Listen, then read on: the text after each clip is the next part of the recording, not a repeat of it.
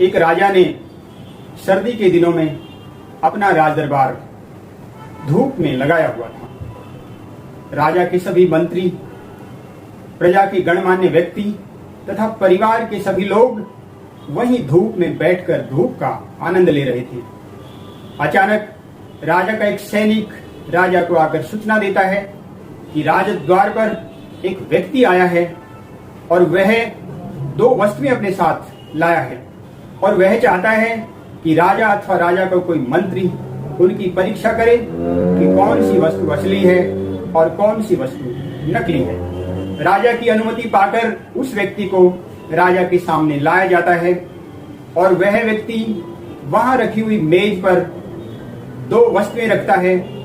वे दोनों वस्तुएं कांच की थी, एक असली हीरा था और एक नकली हीरा था, परंतु दोनों देखने में बिल्कुल एक जैसी थी। दोनों की चमक भी एक जैसी थी। राज दरबार में बैठे हुए अनेक बुद्धिमान व्यक्ति राजा के सामने आकर अपना अपना मत प्रस्तुत करते हैं। कुछ व्यक्ति इस डर के मारे राजा के सामने अपना मत प्रस्तुत नहीं करते हैं। यदि उन्होंने गलत बताया तो राजा की नाराजगी का उनको सामना करना पड़ेगा। राजा भी असमंजस में था, ठीक तरह से बता नहीं पा रहा था, समझ नहीं पा रहा था कि कौन सी वस्तु को असली हीरा बताया जाए। राजा के सम्मान की बात थी, राजा के साख की बात थी।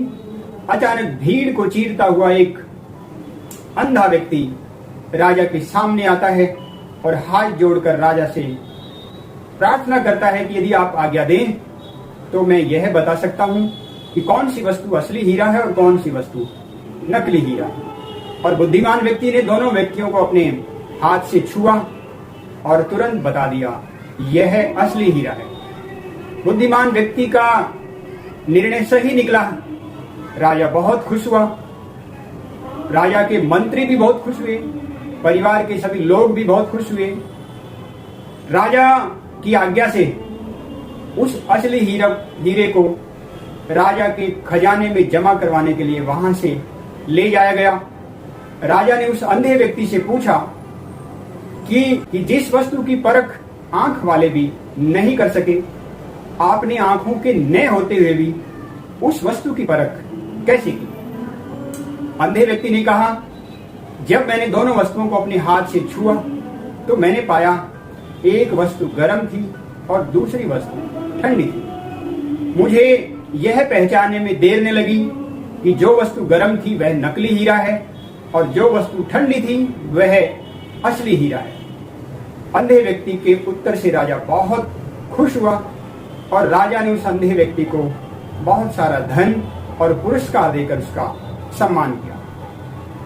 दोस्तों, इस कहानी से हमें यह सीख मिलती है कि जो व्यक्ति बात बात पर अपने परिजनों से नाराज होते हैं, बात बात पर गुस्सा करते हैं, वे व्यक्ति अपने मित्रों को भी खो लेते हैं, अपने परिजनों को भी खो लेते हैं और अंत में अकेले रह जाते हैं। परंतु जो जीवन के उतार चढ़ाव में भी शीतल बने रहते हैं, अपना धैर्य नहीं खोते, वे अपने मित्रों को भी बचा लेते हैं और अपने परिजनों को भी बचा लेते हैं। अतः दोस्तों, जीवन के उतार चढ़ावों में हम प्रसन्न रहें और शीतल बने रहें, तभी हम अपने संबंधों को बचा सकते हैं। दोस्तों, आज की कहानी आपको कैसी लगी कमेंट बॉक्स में लिखकर मुझे जरूर बताएं और यदि कहानी को आप पसंद करते हैं तो इसको अधिक से अधिक शेयर करें। यदि चैनल पर आप नए हैं तो चैनल को सब्सक्राइब करें और बेल बटन भी दबा दें ताकि जब भी मैं कोई नई कहानी डालूं तो नोटिफिकेशन आप तक पहुंच जाए। दोस्तों, फिर एक नई कहानी के साथ आपसे मिलना होगा।